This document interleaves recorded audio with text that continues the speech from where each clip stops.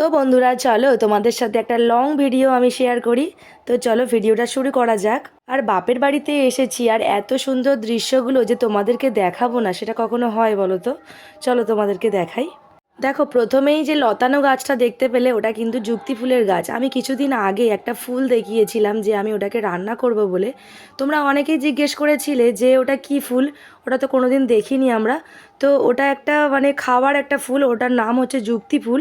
আর সেই গাছটা এই যে দেখো, ভিতর দিয়ে ভালো করে দেখলে বুঝতে পারবে লতানো লতানো যে গাছটা ওটাই কিন্তু সেই গাছ। তবে ওটা কিন্তু একদমই তেতো খেতে, কিন্তু তেতো হলে কি হবে, ওর উপকার প্রচুর। তবে ওটাকে অনেকেই অনেক রকমভাবে বলে, যেমন কেউ যুক্তি ফুল বলে, কেউ কোকার ফুল বলে, আবার কেউ ঝুমকো ফুল বলে। মানে দেখতে এতটাই সুন্দর, মানে কত সুন্দর তোমরা দেখেছো তো, তোমাদের দেখিয়েছি ঝুমকো ঝুমকো মতো ফুলগুলো হয়। মানে দারুণ দেখতে লাগে যখন গাছে পুরো ভর্তি হয়ে থাকে না, মানে ভীষণ ভালো লাগে। মানে যতটা আমি না খাই ততটা আমার মানে দেখতে ভালো লাগে, আর গাছ থেকে পাড়তেও ভালো লাগে।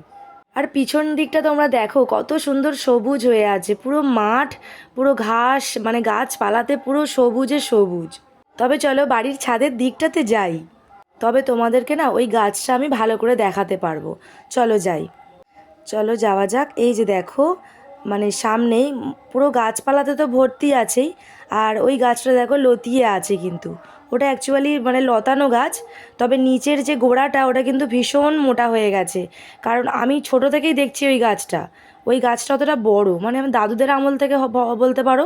আর গাছটা এতটাই বড় হয়ে গেছে যে ওই বাঁশবাগান জুড়ে মানে পুরোটাই ছেয়ে গেছে, মানে রাস্তা দিয়ে মানে পাড়ার লোকেরা পর্যন্ত ওই যুক্তি ফুল মানে পেড়ে খায়। কিন্তু এর গোড়া কিন্তু আমাদের বাড়ির পাশেই, মানে একদম ঘরের পিছনেই। তো যাই হোক, দেখো আমার কিন্তু স্নান করা হয়ে গেছে, আর সকালবেলা কিন্তু একদম স্নান করে নিয়েছিলাম।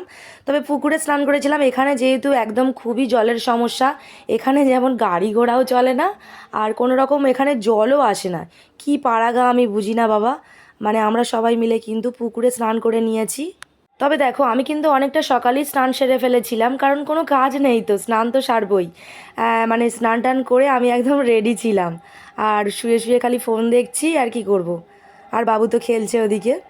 মানে বাপের বাড়িতে এলে যা হয়, শ্বশুর বাড়িতে যে অত কাজ করি, এখানে এলে কোনো কাজই থাকে না, সবই তো মা করে। আর এই যে দেখো গাছটাতে কত আঁশফল ধরেছে, আর ওদিকে কিন্তু আম গাছও আছে, আর এই যে পিছনটা পুরোটাই কিন্তু মাঠ, দেখো পুরোটাই সবুজে ঢাকা। তবে জানো তো এই মাঠের মধ্যে দিয়ে একটা কিন্তু রাস্তা আছে, আমরা যখন স্কুলে যেতাম তখন কিন্তু এরকম গরমের দিনে ওই মাঠের ভিতর দিয়ে চলে আসতাম। মানে রাস্তা দিয়ে আসলে যতটা দেরি হয়, আমরা যদি ওই মাঠটা দিয়ে যেতাম তাহলে কিন্তু অতটা মানে সময় লাগতো না। আমরা তাই জন্য, আমি আর আমার একটা দিদি বলতে পারো, আমার জ্যাঠার মেয়ে, ওর নাম হচ্ছে বিথি, আমি ওকে জীবনে দিদি বলি না, কারণ ছোট্ট থেকে আমি ওর সাথেই থাকি, ওর সাথেই ওঠা বসা আমার। মানে আমরা দুজনকে খুবই ভালোবাসি। আমরা স্কুলে যখন যেতাম দুজনে কিন্তু একসাথেই যেতাম। তবে বলতে পারো আমার হাতটা ধরে ওই কিন্তু প্রথম স্কুলে নিয়ে গেছিল, আর শেষ পর্যন্ত ওর সাথেই গেছি। তবে জানো তো আমার একটা দুঃখের বিষয়, ওকে কিন্তু আমি দিদি বলতে পারি না, মানে নাম ধরেই ডাকি। খুব এটা বাজে অভ্যাস আমার। আসলে ছোট থেকে কখনো বলিনি, তো আমি ওকে দিদি বলতে পারি না। তো ওর বাড়িটা ওই সামনেই, মানে ও আমার জ্যাঠারই মেয়ে হয়। আর এই যে দেখো সামনেটা কত সুন্দর, আমাদের উঠোনে দেখো কত লেবু ধরেছে। আর এই যে দেখো এটা কিন্তু কারি গাছ, কারি গাছে কত ফুল ফুটেছে। আর গাছটাতে পুরো আঁশফল ধরে ভর্তি হয়ে রয়েছে। আর ওই দিকটাতে দেখো আম গাছে কত আম ধরেছে। আর আমার শ্বশুর বাড়িতে কত আম, মানে আমের বোল এলো, কিন্তু একটাও ভালো করে আম হয়নি জানো তো, সব ঝরে গেছে। আর এইখানে এসে দেখছি গাছে পুরো আমে ভর্তি। আর এটা কিন্তু আমি একদম ছাদ থেকে তোমাদের নিচটাতে দেখাচ্ছি। আমার না ছাদ থেকে নিচের দিকটা তাকালে ভীষণ ভয় লাগে, মনে হয় যে মাথা ঘুরছে। আর দেখো বাবুও কিন্তু ওপরে চলে এসেছে, আর ওপরে কিন্তু ভীষণ পরিমাণে রোদ, মানে দাঁড়ানো যাচ্ছিল না। তোমাদেরকে শুধু দেখাবো বলেই আমি ছাদে এলাম। দেখো বাবু কিন্তু উপরে আসতে ওকে কিন্তু আমি নিচে নিয়ে চলে যাচ্ছি, কারণ উপরে ভীষণ পরিমাণে রোদ, মানে দাঁড়ানো যাচ্ছে না। বাবুর কিন্তু স্নান হয়নি, ওকেও স্নান করিয়ে আনবো, তবে পুকুর থেকেই আনবো।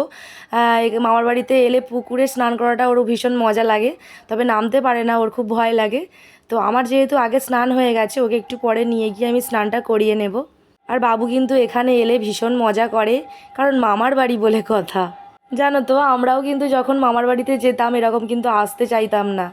আমার মাসির মেয়েরা ছেলেরা সবাই আছে, যখন একসাথে হতাম একদমই বাড়ি আসতে মন চাইতো না। যেদিন বাড়ি আসার সময় হয়ে যেত তখন কিন্তু আমরা কাঁদতাম।